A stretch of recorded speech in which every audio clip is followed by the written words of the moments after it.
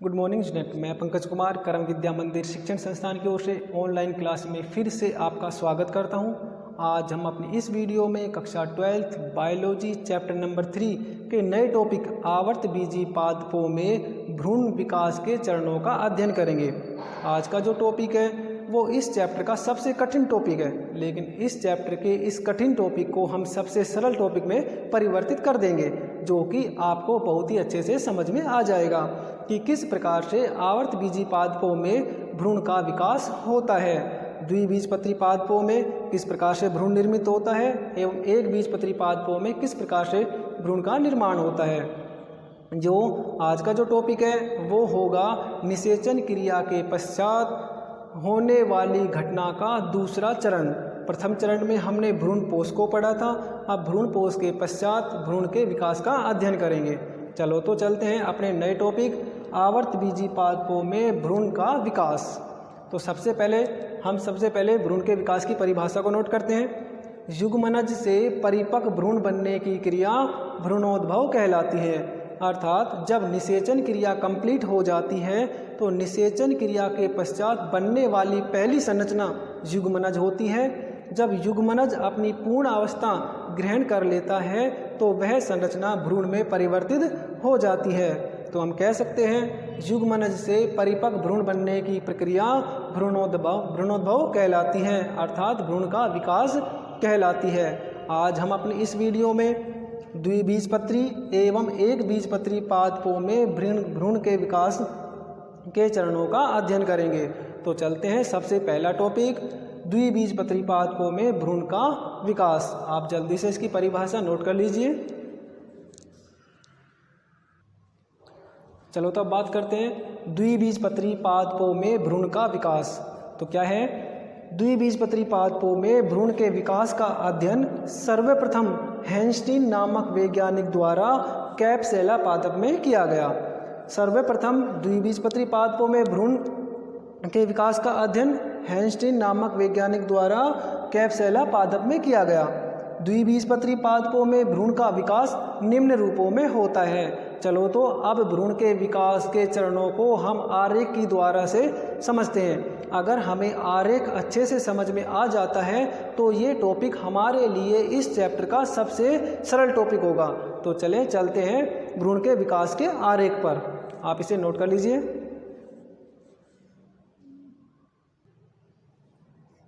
चलो अब चलते हैं आरेख पर। अगर हमें आरेख अच्छे से समझ में आ जाता है तो हम द्विबीजपत्री पादपों में भ्रूण विकास के चरणों को बहुत ही आसानी से समझ सकते हैं। आरेख का हमें अच्छे से अध्ययन करना होगा, इसे साथ ही साथ नोटबुक में भी आपको लिखना होगा। तो चलते हैं द्विबीजपत्री पादप भ्रूण के विकास के चरणों पर। सबसे पहले युग्मनज, जिसका निर्माण निषेचन क्रिया के बाद हुआ था। ठीक है, अब आरेख को आप अच्छे से समझना। अगर आपको आरेख अच्छे से समझ में आ जाता है तो यह चैप्टर का अंतिम टॉपिक सबसे सरल रूप ले लेगा। चलो तो युग्मनज, निषेचन क्रिया के पश्चात बनने वाली संरचना युग्मनज में अब अनुप्रस्थ विभाजन होते हैं। युग्मनज में जब अनुप्रस्थ विभाजन हुए तो दो कोशिकाएं बनती हैं। कौन कौन सी कोशिका? नंबर 1 आधारी कोशिका, जिसे हम बेसल कोशिका भी कहते हैं। नंबर 2 अग्रस्त कोशिका, जिसे हम एपिकल कोशिका भी कहते हैं। ठीक है, युग्मनज में अनुप्रस्थ विभाजन हुआ। विभाजन होने से दो कोशिकाएं बनी, आधारी कोशिका और नंबर 2 अग्रस्त कोशिका। आधारी कोशिका कहाँ बनती है? बीजांड क्षेत्र की ओर। आधारी कोशिका बीजांड क्षेत्र की ओर बनती है। अग्रस्त कोशिका निभागी क्षेत्र की ओर बनती है। क्लियर? अब चलो आगे बढ़ते हैं। आधारी कोशिका में अनेक अनुप्रस्थ विभाजन होने से 6 से 8 कोशिका युक्त लंबी संरचना बन जाती है। इस लंबी संरचना को हम निलंबक कहते हैं। क्लियर है? आधारी कोशिका में अनुप्रस्थ विभाजन होने से 6 से 8 कोशिका युक्त लंबी संरचना बन जाती है, जिसे हम निलंबक कहते हैं। क्लियर हो गया यहाँ तक? अब आगे बढ़ते हैं। अब निलंबक में क्या होता है? निलंबक की ऊपरी कोशिका, जो लंबी संरचना बनती है 6 से 8 कोशिका युक्त, उसमें ऊपरी कोशिका आकार में फूल जाती है तथा सूचकांक का कार्य करती है। आकार में फूलने के पश्चात वो सूचकांक का कार्य करती है। उसके बाद अंतिम कोशिका, जो नीचे वाली बची कोशिका है, वो कोशिका स्फीतिका, याद रखना बहुत काम आएगा, स्फीतिका या हाइपोफाइसिस, स्फीतिका या हाइपोफाइसिस कहलाती है, जो कि मूल गोप का निर्माण करती है। क्लियर हो गए यहाँ तक? चलो दोबारा चलते हैं। युग्मनज में अनुप्रस्थ विभाजन होने से दो कोशिकाएं बनती हैं। पहली आधारी कोशिका, जिसे बेसल कोशिका कहते हैं, इसका निर्माण बीजांडद्वारी क्षेत्र की ओर होता है। नंबर 2 अग्रस्त कोशिका, जिसे एपिकल कोशिका कहते हैं, इसका निर्माण निभागी क्षेत्र की ओर होता है।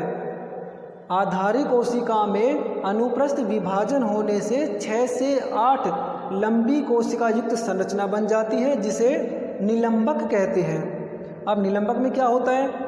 निलंबक की ऊपरी कोशिका आकार में फूल जाती है, जो सूचकांक का कार्य करती है। अंतिम कोशिका स्फीतिका कोशिका कहलाती है या हाइपोफाइसिस कहलाती है। हाइपोफाइसिस कहलाती है, जो कि मूल गोप का निर्माण करती है। क्लियर? हमारी आधारी कोशिका की सारी चीज़ क्लियर हो गई। अब चलते हैं अग्रस्त कोशिका पर। अग्रस्त कोशिका में क्या होता है? अग्रस्त कोशिका में उदग्र विभाजन होता है। अग्रस्त कोशिका में उदग्र विभाजन होने से दो कोशिकाएं बन जाती है, एक कोशिका और दो कोशिका। इन दो कोशिकाओं में पुनः अनुप्रस्थ विभाजन होता है। दो कोशिका में पुनः अनुप्रस्थ विभाजन होता है, जिससे 4 कोशिका बन जाती है। एक कोशिका, 2 कोशिका, 3 कोशिका, 4 कोशिका। ये चारों कोशिका भ्रूणीय कोशिका कहलाती है। क्लियर है? आगे बढ़ते हैं। अब इन चारों कोशिकाओं में पुनः विभाजन होता है। पुनः विभाजन होने से 8 कोशिकाओं का समूह बन जाता है। एक कोशिका, 2 कोशिका, 3 कोशिका, 4 कोशिका, 5, 6, 7, 8 कोशिकाओं का समूह बन जाता है, जिसे अष्टांगशक कहते हैं। बहुत काम आने वाला है ये भी। 8 कोशिकाओं का समूह बन जाता है, जिसे अष्टांगशक कहते हैं। अब देखो अष्टांगशक में कौन कौन सी कोशिका क्या क्या नाम से जानी जाएगी। अष्टांग में 4 कोशिका, जो कहाँ पर हैं? हाइपोफाइसिस स्फीतिका की ओर। अष्टांग की 4 कोशिकाएं जो हाइपोफाइसिस की ओर होती हैं, वो कहलाएंगी हाइपोबेसल कोशिका। क्या कहलाएंगी? हाइपोबेसल कोशिका। हाइपोबेसल कोशिका मूलांकुर व अधोबीज पत्र का निर्माण करेगी। याद रखना, बहुत काम आएगी। अष्टांग में 8 कोशिकाएं समूह के रूप में होती है, जिनमें 4 कोशिकाएं जो हाइपोफाइसिस स्फीतिका की ओर होती हैं, वो कोशिकाएं हाइपोबेसल कहलाती हैं। हाइपोबेसल कोशिकाओं के द्वारा मूलांकुर व अधोबीज पत्र का निर्माण होता है।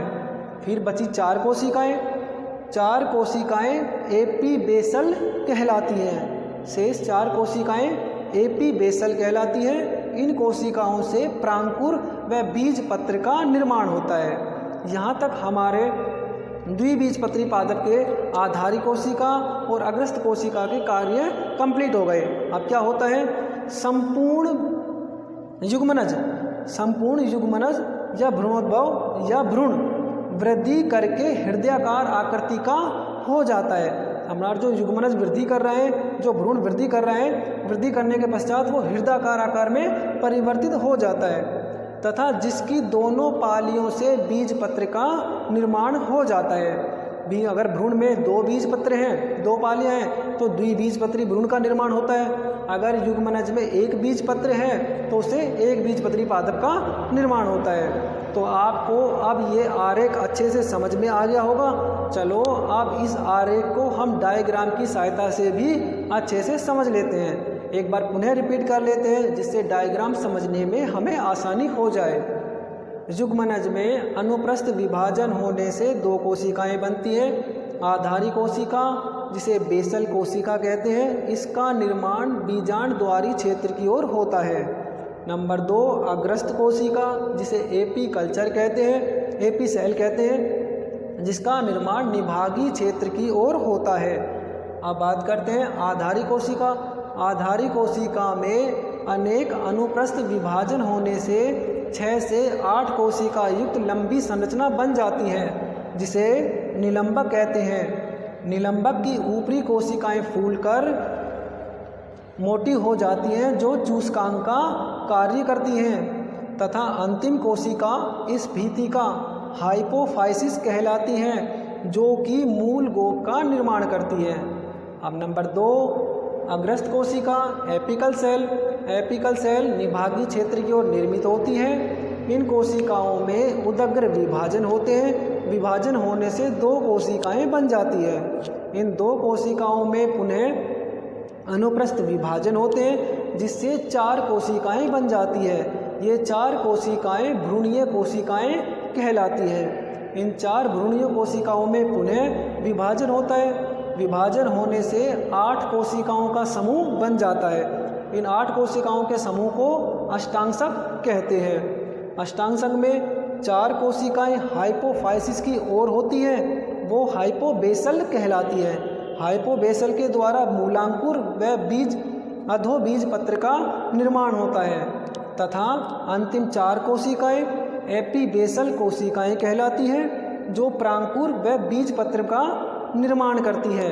अब क्या होता है, इसके पश्चात भ्रूण पूर्ण रूप से वृद्धि करके हृदयाकार आकृति का हो जाता है, तथा जिसकी दोनों पालियों से बीज पत्र निर्मित होते हैं। इस प्रकार से हमारे द्विबीजपत्री भ्रूण का विकास कंप्लीट हो जाता है। चलो अब इस आरेख को हम डायग्राम की सहायता से समझते हैं। जल्दी से आप इस आरेख को अपनी कॉपी में नोट कर लीजिए।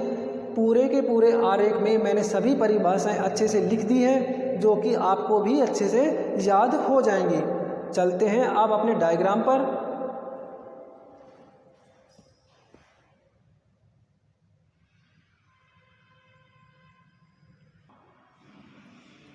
अब चलो डायग्राम की सहायता से द्विबीजपत्री में भ्रूण के विकास को समझ लेते हैं। द्विबीजपत्री भ्रूण के विकास के चरण। सबसे पहले हमारे निषेचन क्रिया के पश्चात जो संरचना निर्मित हुई वो क्या थी, युग्मनज। निषेचन क्रिया के पश्चात युग्मनज का निर्माण हुआ। युग्मनज में विभाजन होने से 2 कोशिकाएं बनी। मैंने पूरे डायग्राम को आप एक बार अच्छे से देख लीजिए, फिर उसके बाद उसे हम समझते हैं। हमारी युग्मनज की संरचना बनी। युग्मनज की संरचना कंप्लीट होने के पश्चात उसमें विभाजन हुए। विभाजन होने से 2 कोशिकाएं बनी। कौन कौन सी, आधारी कोशिका और नंबर 2 अग्रस्थ कोशिका। क्लियर। युग्मनज में अनुप्रस्थ विभाजन हुए। विभाजन होने से 2 कोशिकाएं बनी, आधारी कोशिका और अग्रस्थ कोशिका। क्लियर। अब क्या था, आधारी कोशिका में पुनः विभाजन होने से 6 से 8 कोशिका युक्त एक लंबी संरचना का निर्माण हो जाता है, जिसे हम निलंबक कहते हैं। इस कोशिका में विभाजन हुआ, जिससे 6 से 8 कोशिका की लंबी संरचना निर्मित हो गई, जिसे निलंबक कह दिया हमने। ठीक है। निलंबक की ऊपरी कोशिकाएं फूलकर सूचकांक का कार्य करेगी, तथा निचली कोशिकाएं स्फीतिका कहलाएगी या हाइपोबेसल कहलाएगी। ये हमारे निलंबक तक कंप्लीट, आधारी कोशिका का कार्य कंप्लीट। अब उसके बाद क्या आता है, इस संरचना पे चलते हैं। अग्रस्थ कोशिका, हमने बताया अग्रस्थ कोशिका में विभाजन होते हैं। विभाजन होने से उदग्र विभाजन हुए। विभाजन होने से 2 कोशिकाएं बन गई। 2 कोशिकाएं बन गई। इन 2 कोशिकाओं में पुनः विभाजन हुआ। विभाजन होने से 4 कोशिकाएं बन गई। 4 कोशिकाओं में पुनः विभाजन हुआ तो 8 कोशिकाएं बन गई। 8 कोशिकाओं का समूह क्या कहलाया, अष्टांग कहलाया। क्लियर है। अनुप्रस्थ कोशिका में उदग्र विभाजन होने से 2 कोशिकाएं, उन 2 कोशिकाओं में पुनः विभाजन होने से 4 कोशिकाएं, 4 कोशिकाएं भ्रूणीय कोशिकाएं कहलाई।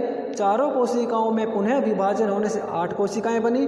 8 कोशिकाओं को हमने अष्टांग कहा। अब अष्टांग में क्या देखने को मिला था हमें, अष्टांग में जो 4 कोशिकाएं थी हाइपोफाइसिस की ओर थी, उनको हमने हाइपोबेसल नाम दिया।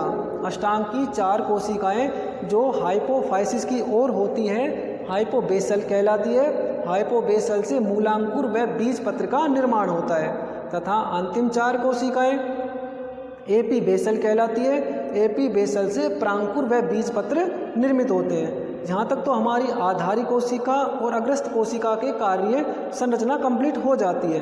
अब ये सारी संरचना कंप्लीट होने के पश्चात भ्रूण हृदयाकार आकृति ग्रहण कर लेता है। भ्रूण में इस प्रकार से हृदयाकार आकृति आ जाती है तथा इसकी दोनों पालियाँ भ्रूण के जब ऐसे घूमेगा ये वाला 4 कोशिकाओं का समूह 4 कोशिकाओं का समूह इस प्रकार से जब घूमेगी तो पालियाँ निर्मित हो जाएगी। उन पालियों को हम बीज पत्र कहते हैं। ठीक है।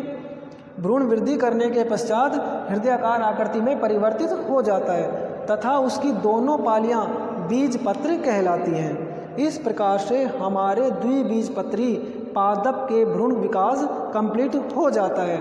आप भी अब इस डायग्राम को अच्छे से बना लीजिए। डायग्राम और आरेख दोनों को अगर आप अच्छे से नोट करते हो तो ये टॉपिक सबसे सरल टॉपिक हो जाएगा। अगला टॉपिक है एक बीजपत्री पादपों में भ्रूण का विकास।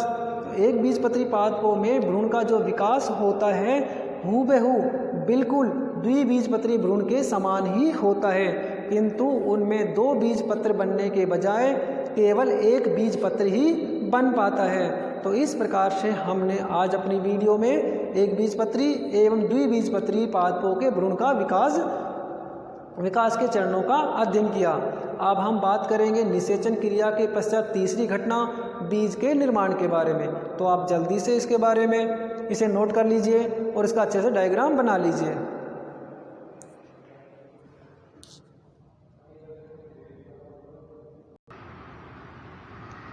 चलो अब चलते हैं निषेचन क्रिया के पश्चात तीसरी संरचना कौन सी निर्मित होती है। वो संरचना निर्मित होती है बीज का निर्माण। अब बीज का निर्माण किस प्रकार से होता है, चलो इसे भी हम अच्छे से समझ लेते हैं। द्विनिषेचन क्रिया के पश्चात भ्रूण एवं भ्रूणकोश दोनों में परिवर्तन होते रहते हैं। ये तो लगातार चलते रहते हैं। भ्रूण का विकास और भ्रूणकोश का परिवर्तन तो होता रहता है। इसके साथ साथ बीजांड एवं अंडाशय में भी परिवर्तन होते रहते हैं, जिसमें बीजांड परिवर्तित होकर बीज का निर्माण करता है। हमें याद रखना है बीज का निर्माण कैसे होता है। निषेचन क्रिया के पश्चात बीजांड बीज में परिवर्तित हो जाता है।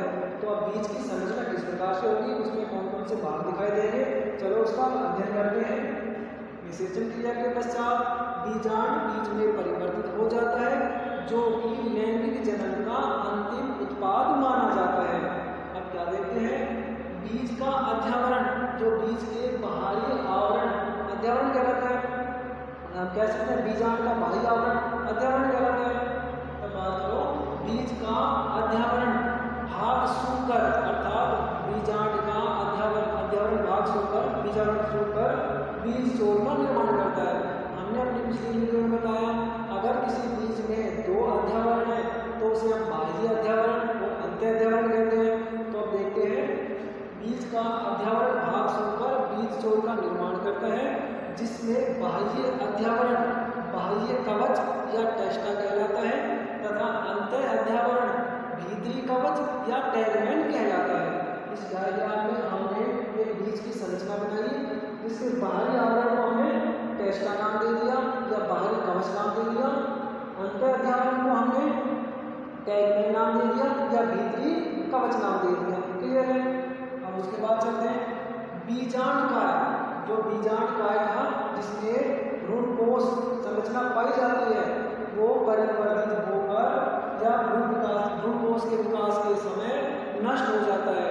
कह सकते हैं बीजांड काय भ्रूणकोश के विकास के समय नष्ट हो जाता है, लेकिन कभी कभी कुछ बीजों में पूर्ण रूप से वो नष्ट नहीं हो पाता है।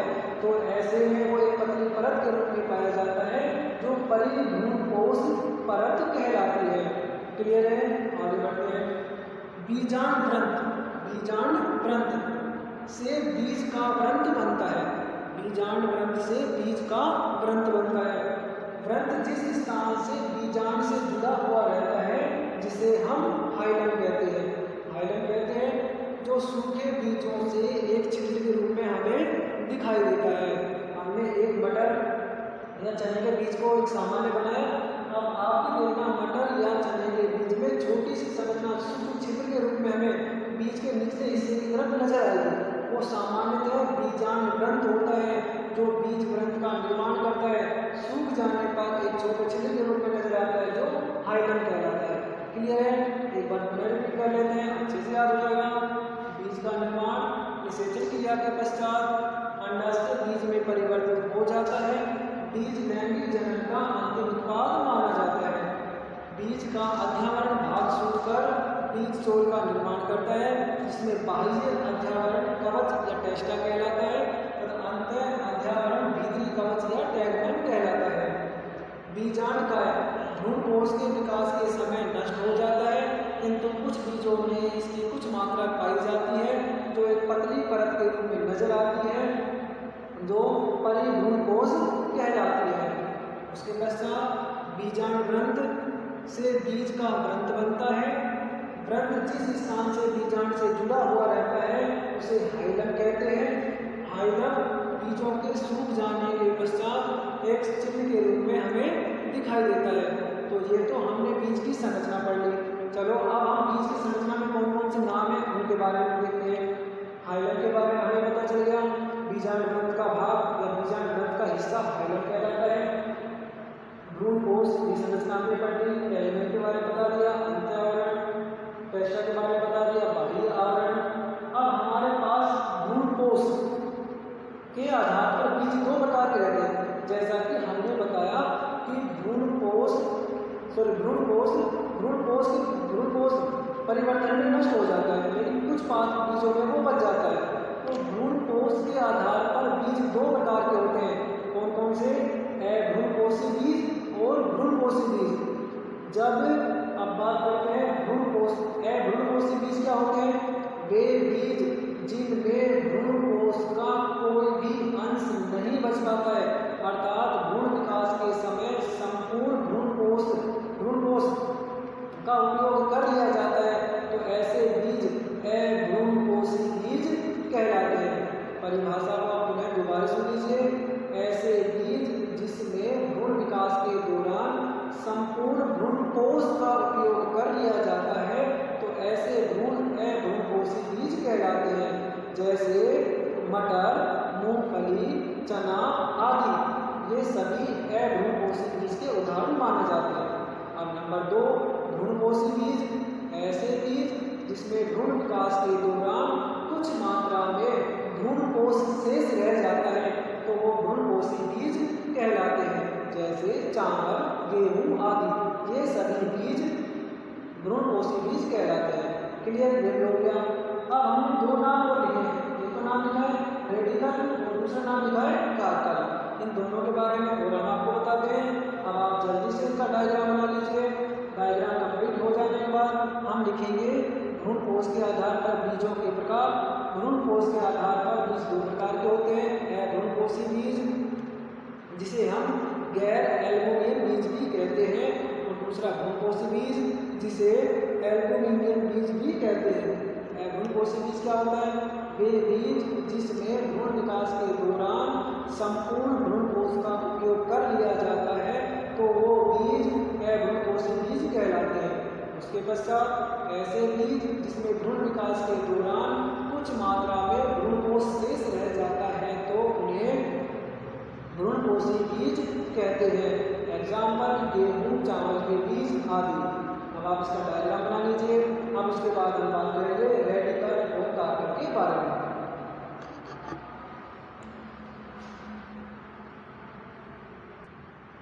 अब बात करते हैं बीज संरचना में पाए जाने वाले कुछ छोटे छोटे शब्द, जैसे एरी क्या होता है? कुछ पौधों के बीजांड के चारों ओर, कुछ पादप पौधों के बीजांड के चारों ओर मोटा मांसल आवरण पाया जाता है, जिसे एरी कहते हैं। उदाहरण, लीची के चारों ओर, लीची का खाने योग्य भाग एरी कहलाता है। कई बार पेपर में सवाल पूछा जाता है लीची के खाने योग्य भाग को क्या कहते हैं, तो हम बता सकते हैं लीची के खाने वाले भाग को एरी कहते हैं। क्यों कहते हैं? क्योंकि बीजांड के चारों ओर मोटे मांसल के रूप में वो उपस्थित होता है। दूसरा, कार्कल, यूफोर्बिएसी कुल के पादपों में बीजांड द्वार वाले छोर पर सफेद रंग की संरचना पाई जाती है, जिसे कार्कल कहते हैं। उदाहरण अरण्य पादपों में देखने को मिल जाएगा।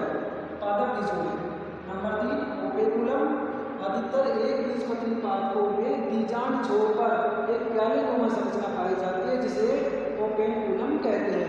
ये तो छोटे छोटे शब्द जो हमें पेपर की तैयारी के लिए पढ़े। तो अब अपना नेक्स्ट टॉपिक है बीजों का महत्व या बीजों में कौन कौन से गुण पाए जाते हैं, उन्हें भी हम जल्दी से अब नोट कर लेते हैं। चलो तो अब बात करते हैं बीजों के महत्व या बीजों में पाए जाने वाले गुणों के बारे में।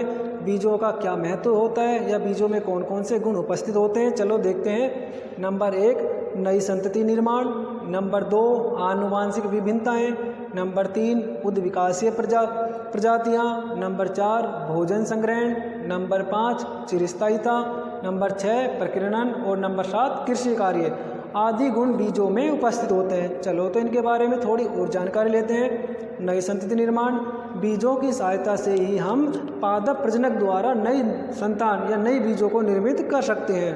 नंबर 2 आनुवांशिक विभिन्नताएं, नई संतान जो उत्पन्न होगी वो संकर ओज युक्त होगी और संकर ओज अपने माता पिता से अधिक गुणों युक्त होते हैं। उद्विकासीय प्रजाति, बीजों की सहायता से नई प्रजातियों को विकसित किया जा सकता है। भोजन संग्रहण, बीजों में विभिन्न प्रकार के भोज्य पदार्थ कार्बोहाइड्रेट, वसा, प्रोटीन, एंजाइम आदि संग्रहित रहते हैं। चिरस्थायिता, बीजों को लंबे दिनों तक सुरक्षित रखा जा सकता है अर्थात उनका जल्दी से अपघटन नहीं हो पाता है। नंबर 6 प्रकीर्णन, बीजों की सहायता से ही हम पादप जातियों को एक स्थान से दूसरे स्थान पर आसानी से ले जा सकते हैं। नंबर 7 कृषि कार्यों में भी बीजों का उपयोग किया जाता है जिससे हम नई फसलों को अधिक मात्रा में उगा सकते हैं। तो आज हमने अपनी इस वीडियो में बीज की संरचना और उसके महत्व का अध्ययन किया। हम अपने इस वीडियो की सहायता से आने वाले पेपर में जो भी क्वेश्चन होंगे उन्हें आसानी से हल कर पाएंगे। इसके बाद नए चैप्टर की शुरुआत हम अपनी नई वीडियो से करेंगे। इसके लिए आप हमारी वीडियो को लगातार देखते रहें, चैनल को लाइक करें, सब्सक्राइब करें और कमेंट भी ज़रूर करें। धन्यवाद।